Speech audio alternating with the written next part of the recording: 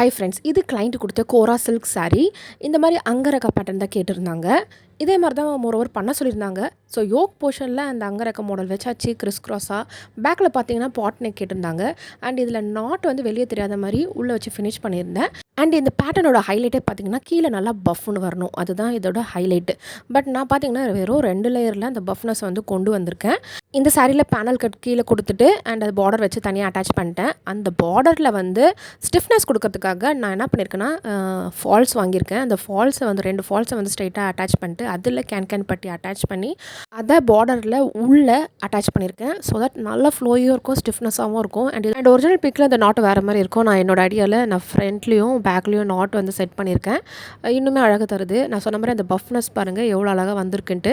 And இதுக்கு ஒரு shawl purchase பண்ணி பார்டர் கலரில் கேட்டிருந்தாங்க, ஷிஃபான் ஷால். அதுக்கு ஒரு லேஸை வச்சு ஃபினிஷ் பண்ணிட்டேன்.